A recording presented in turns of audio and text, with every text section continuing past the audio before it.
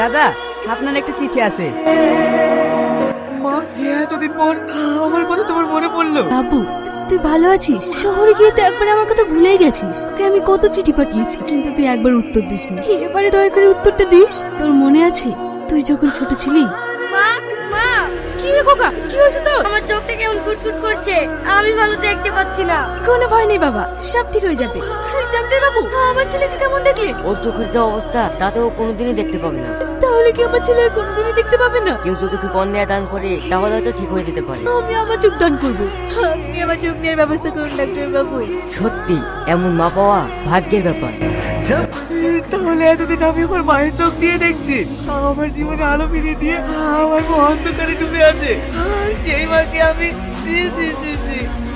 কোথায় যাচ্ছ তুমি? চোখ জানোয়ার, তোর জন্য আমার গর্ভধারিণী মাকে ভিক্ষা করে খেতে হচ্ছে।